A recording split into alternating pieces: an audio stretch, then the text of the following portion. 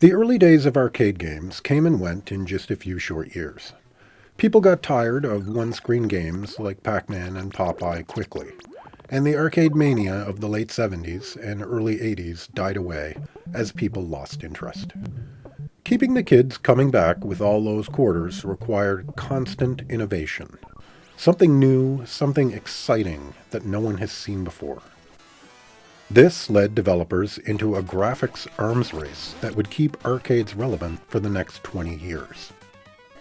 Single-screen games would become side-scrolling platformers. Enemy sprites would increase in size and resolution. Bigger bosses, bigger explosions, more players, more spectacle. In order to stay in business, arcade developers had to constantly push the boundaries of what was technologically possible.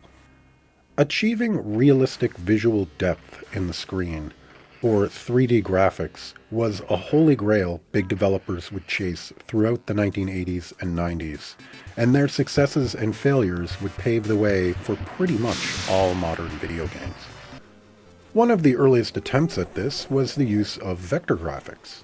Vectors were smoothly animated and used a very high frame rate. The first stab at a 3D vector-based game was Battletank, a game where you could drive a tank around in a true 3D space, shooting at other tanks. It was mind-blowing for the time.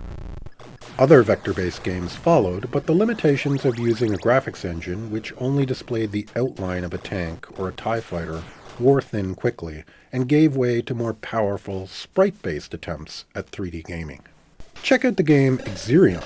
It's sort of a mediocre Galaga clone, but in order to simulate a 3D planet surface, the designers had the graphics roll by as if on a huge cylinder.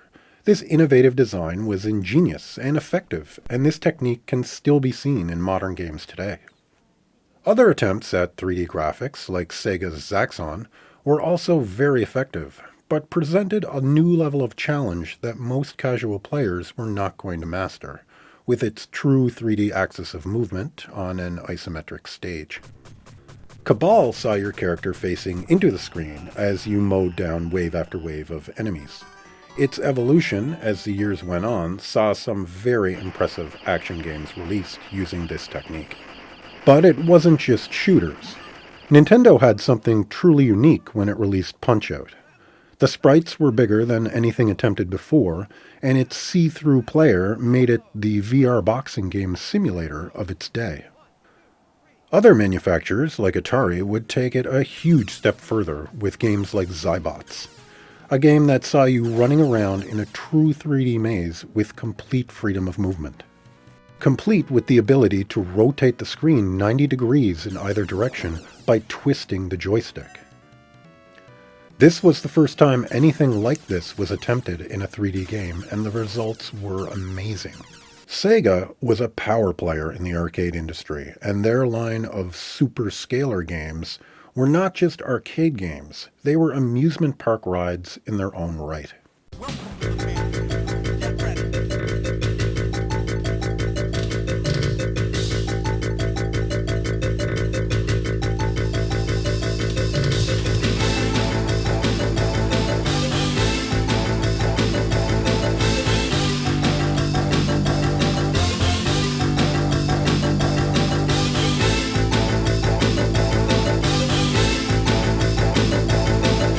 Spearheaded by Sega developer Yu Suzuki, the line of superscalar racers and shooters took the idea of 3D games to a whole new level. Few other developers had the financial muscle to match what Sega was doing here, and for a few years they had no equal. But as the years rolled on, costs of production came down, and all the major players took a shot at creating 3D games like Sega's superscalars. The arcades were soon flooded with racing and action games that saw you flying into the screen. Some games used 3D effects to break up the monotony of an otherwise 2D action game. Alien Storm threw you into a 3D shooting stage every so often, and Golden Axe, The Revenge of Death Adder, sprinkled 3D elements directly into the stages to offer up some visual diversity. It wasn't long before developers tried to apply other genres to the superscalar mold. Action shooters became running shooters, and eventually the double-gun cabinets of the early 90s that would become the norm. Some of these games, like Space Gun, were some of the best reasons to part with your quarters as a kid. This was so far beyond anything that a home console could do. They truly felt next level.